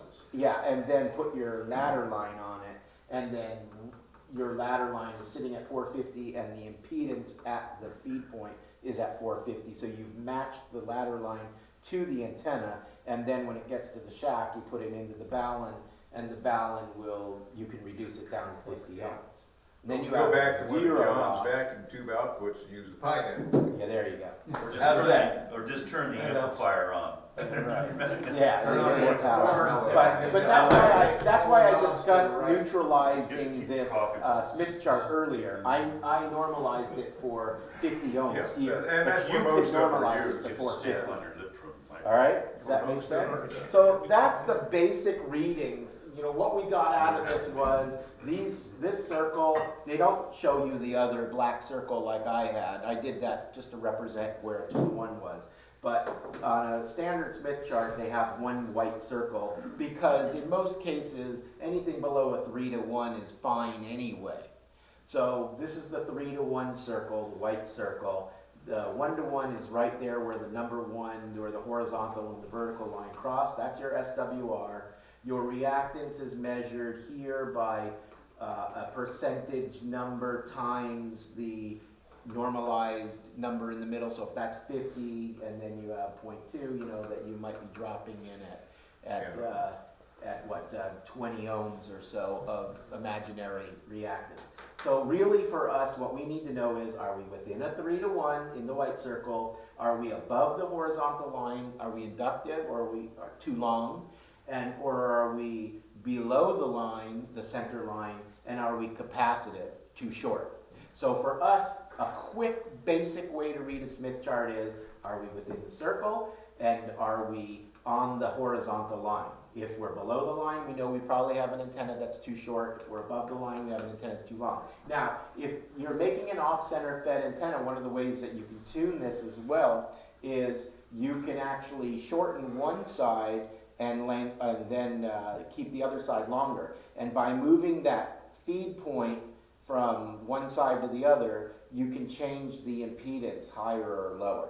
So you can actually get 150 ohms. That would be a way that you could match ladder line to an off-center fed dipole. Because all you have to do is take the ladder line and attach it to the point where you have a feed point of 450 ohms, and you know you have, let's say you're using a 450 ohm ladder line, of course. Now you've off-center fed until you have the impedance at 450. Now you have a perfect match between your antenna and your ladder line. And then again, you transmatch it down in the shack. But this is just for reading the basic readings, okay? But an off-center fed dipole will allow you, interestingly enough, if you adjust one side, you're gonna see this orange line. It would be, as I was explaining, the dot starts moving like this. It just kind of follows that line when you move one side. When you move the other side of an off-center fed dipole, what happens is it tends to move the line farther and closer away from the resistive point. So if I know here I've got if I know I have 20 ohms of resistance out here, and I need to get to 50, if I move one side of the off-center fed dipole, meaning shortening or lengthening it, I can actually start pulling this line towards 50 ohms. And then if I know that I'm too long for the frequency I need, if I shorten or lengthen the other side of the off-center fed dipole, it starts shifting this whole circle where the dot will start moving along towards resonance. So I can actually, just like the Sim-Smith program tells you, you know, you need more reactance or more capacitance, you could actually shift this way and this way with an off-center fed dipole. So it's just a matter of going to the antenna, shortening one end, and seeing what the difference is. Where did that dot go, basically? And then if you see that it's going in or out, you can make adjustments accordingly. And then you go to the other side and you move it 2 feet, for example, and then you'll see if the dot moved up or down. And then with that information, now you have two parts of the puzzle. You have the reactance becoming capacitive or inductive, and you have the resistance becoming high or low. And you can literally just start shifting like this until you get that dot right at 50 ohms. But with this Smith view, you can see the frequency all the way from your beginning of your scan to the end of your scan. And you can tell, gosh, if the dot's down here, not only do I know that I need to move or make the antenna longer, or if the dot's here, you need to move it shorter. So you're not just getting a simple glimpse of one spot on the antenna, you're actually getting a glimpse of the entire antenna across a variable frequency. All right, so that's the Smith chart. It's really pretty basic. SWR within the circle, reactive inductively or capacitively, and resistance. All right? It's pretty straightforward. If you want to read more about it, you can. I'll show you a link for that, and you can write it down. It'll be in the newsletter, and you should be able to just click on the link, and it'll bring you right to it. But here's the Sim-Smith program that we were talking about. And you see how the curve of the antenna was over here, and then all of a sudden it jumps over here? So that's the difference between having an LC circuit at the feed point of the antenna and how it was before. So in this case, he's moved the reactance from slightly inductive and being a little bit high impedance to exactly where it needs to be at 50 ohms with a 1-to-1 SWR. So by adding these components, and this is what we'll learn later on in May, he'll show you how to use where to punch the numbers in, and then decide which components need to be placed where in the antenna circuit. Okay? Does that make sense to everybody? So this is... Wade Harriman built a really cute, all those little blocks you see in the upper left, various components all lined up, those are a matching block. One of them he's got is an automatic matching block. So on the left-hand side is your antenna, however you measured your antenna. Load. And on the far right-hand side is your transmitter. G. And if you take that automatic block, you plug in the numbers on the antenna, you plug in what you got for your transmitter, which is just basically the frequency of 50 ohms. You plug that block in, and the instant you plug the block in, that automatic block shows you whether you put the inductance in series or parallel and the capacitance in series or parallel, and it tells you exactly what the values are. Right. You're done. Yeah. It's too cool. Not only that, it's free. Right. So this Wade program, Harriman built a tool there you just can't believe. so in this case, you see he is showing that there is that a resistor there? Or is I that can't a see capacitor? that far. Oh, it's just a round, it's just a tube. It does, or is that the coax? That's the coax, I'm sorry. So coming off the antenna, you have the coax, and then it shows you that you put in a capacitor in parallel with a inductor in series to the radio, and then that would make this antenna go from that to that. All right, so that's what Phil was just telling you, is you just put that, you drop that block in, and then it will tell you what to do, and whether it should be in parallel or in series with the coax center line. And then it will give you the values. If you look here, that's a 98.55 picofarad capacitor, and that is a 297.9 Henry inductor. So it created the values for you. So you don't even need anymore to make any calculations. It does it for you, which is really amazing. And like Phil said, it's free. So that, again, takes this Smith chart here, same view. In this case, it's off, and you can see the frequency is being measured across a whole band pass here. You see it goes in a circle like that, and then all of a sudden he put these values in, and bam, it just recentered it to a perfect antenna. So if you're really trying to tune an antenna and you don't want to put an LC circuit in it, you could still use the Smith chart to watch what you're doing. But if you want to cheat like Phil does, then you just drop that in there and then add a few components at the feed point, and bam, you've got a perfect resonant antenna. It doesn't mean your antenna will. He's even got right smack in the middle at the bottom, there's the SWR sweep curve. You see right smack in the middle of the screen. Further to the right. Where that's a light. Further to the right. To the Way right. over right. Keep going. The very middle of the light area. Very, right on the edge of the Smith curve. Oh, That's the talking about SWR that. curve. Yeah, yeah. He's showing you what the sweep is of your antenna at the various frequencies. Right, where it says path, right below path. That's the Yeah. sweep of the frequency versus the. Your SWR curve. SWR. It's an incredible tool. So again, You guys another, have to this love it. isn't quite an overlay, but if this curve was going through the middle of the Smith chart, that path curve would be showing you an overlay of SWR on top of the Smith. Right, so anybody have any questions on what I explained? Did you tell them what the test is gonna be about? Well, I was gonna do a pop quiz. So, no. All right, You're so the teacher. I think that, I think we pretty much covered the basic. If you have any questions, you can ask. I know Erez has something to show us, so I want to give him a few minutes to do that. But this is the basic idea of the Smith chart. You don't have to become a master of the Smith chart, but you should be able to understand what the lines mean, you know, what the horizontal line means, and what the above the horizontal and below horizontal, and what the SWR circle is. All right, so with that, I will say thank you. And again, this link here will be in the newsletter so that you can click on it and read all about Smith charts according to the ARRL. And it'll probably cover pretty much everything that I covered. It just, I don't know if it, I don't know how much it covers in depth. Those used to be big sellers in the one ads in QST. Whole pack of Smith charts and, Yeah. you know.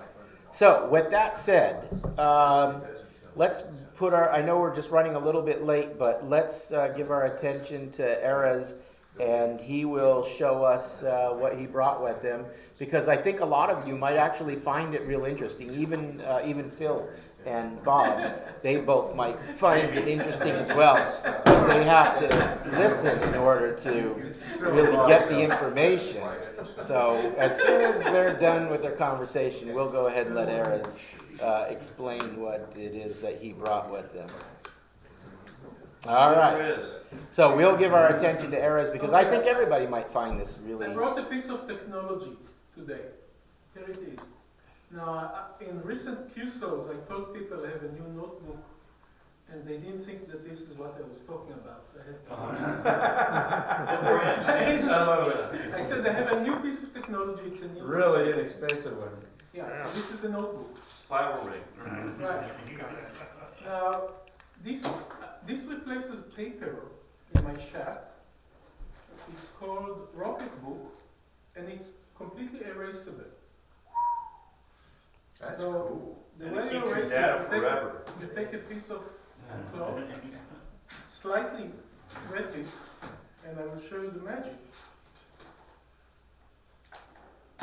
What's it called again? Rocket book. Rocketbook. Rocket book. Yeah, it's a, Rocketbook. So I just erase it. Wiping your hard drive. and it's lined, right? Erez, it's lined paper? It's like there is line and there is grid. Okay, line and grid, okay. There are two models. There is a line model. There is Oh, a that's grid pretty model. cool. And here it's completely clear. That's cool. That is. The pen is a special pen.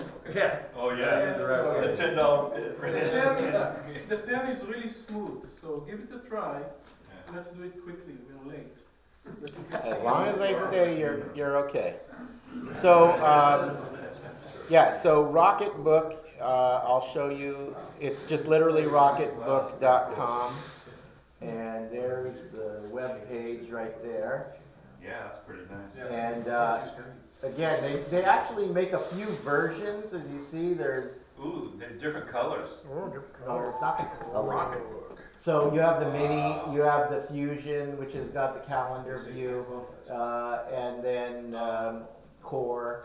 Now there's a few. If you really want to get into technology, they have one where when you write on it, you can actually take a picture with your phone, and it will transpose everything you've written onto the paper into your phone or computer. So if you really wanted to save all your notes, Like a scanner, isn't it? like a scanner, but it Right. reads its ink and then transposes it electronically. And it's called They a have rocket certain- book. And Rocket they have book, certain yeah. symbols that mean something to Not this. too braille. Right, yeah, there's like a little symbol you check on the paper, and then it knows if it's a graphic or if it's or where to or what file to put it in. There's another one that I thought was really interesting, and this is the one that I originally saw. I don't know which one it is. Is it? The microwave one, Yeah, it's called the Wave. So this is a really interesting one too. This one's called Wave. It's similar to what Era showed you, and look at the price. It's only $27. Well, this is an endless paper. Per page. Per page. Yeah, keep in mind that it's an endless page. Now, here's the interesting thing about it. With this Wave book, instead of erasing with the cloth, like you would here, which is very convenient, obviously, because if you're in the shack and you just want to go to the next QSO, you would erase it. But if you like the technology part, you can actually get the Wave book, and the way it works is you write and you fill up your pages, and then when you're ready, you just take it and throw it in the microwave for 15 or 20 seconds, and everything in the book erases. I have one that you put upside down. Oh, an Etch-a-Sketch, yeah. Right, that's even more modern. That's the Etch-a-Sketch. Wow. Great. It's easier to write than paper. Yeah, it actually is really nice. It almost feels like It feels you're- nice, it does. It almost feels like it's magnetic and you're drawing up some sort of Yeah, there's grains just enough of resistance there that yeah. it doesn't slide or anything. And then you can erase it with your finger, but you do get the graphite on your finger. But so if you had a quick mistake you wanted It to. takes it a few seconds to dry, so if you let it dry. Oh, if it dries, it doesn't. It doesn't work. in Oh the yeah, page. yeah, he's right. Yeah. If you rub your finger on the text that was already there, it's not coming off. So So clearly, does that have like an ink in the pen, or is Yes, it? yes. yeah. Okay. And It I doesn't didn't come from see, The the pens inside cost paper. less than $2 each. Yeah, that's cool. and we don't know how long it lasts yet, right? No, no. But how long have you had it so far? About 2 weeks, still using the same. And you don't even have to charge the batteries. Yeah, you don't have to charge the battery, and you don't need This is electricity good for like the field day, Wave. As long as it's not raining. Yeah. Yeah, Could be a problem on field day, yeah. Yeah, it So- could be a lot of dust and everything. right. Now, which one is that? Is that Core or Fusion? Neither. It's called Rocket Book. It's one of them. It might be It's not the Fusion. Wave. No, I know the Wave is the microwavable I one don't know. I put The the part microwave number in the email. article. Yeah, it might be Core. It's pretty inexpensive. It was like $15 or $20 or something. $34. How much? 34. $34. Whoa, Okay, so it's wow. probably the Fusion then. So how many reams of paper can you buy for that? Oh, So 30, yours, 37. this one is how much? Tell how many trees? 34. Very close. Here it is. It's the Core. It looks like the Core. Oh, well, hey, And you can, of course, for people like Rob, you can get it with different color tops. And different color inks also. Oh, and different color. So you can do like red and black, or does it say? And then, of course, your selection is dot, grid, or lined. So you can have dot, grid, or lined. But it's a great So idea. the app that you use to scan it, it helps it recognize the page. Oh, so even this one comes with the app. So okay, so I never used it, but yes, you can scan. Yeah, the concept is you check the box and then it knows if it's an Excel file, if it goes to a Word document, or if it's a graphic file, it goes into a PNG or some other type of file. But if you need space on your desk, of course, there's the minis as well, which I imagine are probably just like what most of us have for scrap paper on our desk. Instead of using a full page, it's probably just a mini notebook. I don't know how to get back to where I was. Where was Throwing it? away that's blank on the backside. You want to empower Yeah, people so to talk a bit more stuff. I thought that was a great idea for a lot of us who use a ton of note paper all the time. You never need to worry about buying paper again. Here's the mini version, and I imagine it's exactly the same thing as the core that you have there, just smaller. So the mini, let's see, does it actually tell me? It just says pocket size, so it's probably a 4x6 or something. Okay. What's the memory on that? 1 terabyte. Oh, that's Yeah, a lot. so 32 pages of memory. $16 is the little notebook size one. Wow. So if you don't have a lot of room on your desk at your shack, you can use this thing here. But you know what? I almost think that the club should consider investing on one of these books so that when we have a contest, we don't have to drag scrap papers out and have them all over everywhere, and we can just erase after the event, just erase the pages. I mean, listen, we didn't do a treasury report, but we're probably somewhere around $5,000–6,000. I think a $16 notebook or a $30 Oh, notebook you can not afford going to it. break us. Yeah. So, anybody have any yay or nay on that idea? The only thing is you will have to take it offline to erase it for a few minutes. So that may Well, be yeah, a but you can erase one page and go Of to course, the we got next. 32 pages, yeah. Right. Yeah. Not so bad. That's a lot of contacts. 32 Right. pages. Yeah. Does anybody think Well, that? yeah, it's scribble. Yeah, go ahead and get one. Do anybody have any preference on the small versus the full size? I go full size. Full not size, quite so okay. bad. Anybody have? Bigger is better. Yeah, bigger is better. So listen, Eras will be walking by himself to the parking lot. Oh shoot! I should have waited until he was out of the room to say that. I'll use that sink and you keep it here. Yeah. All right. So I'll probably just order one for the club. And it would be nice to have to be able That way it to. goes. And then at the events, we don't have to worry. It just comes with the laptop, and then we have somewhere to write. We can get a pen or two just so we have a backup. All right, guys, thank you very much. Appreciate everybody coming. Thank you to everybody who's watching online. Appreciate you taking the time to spend with us. We will see you on the on-air net coming up on Tuesday. All right, appreciate it, and good night. Outside, right? So, Very good. for 500 watts, I think you made it by oil.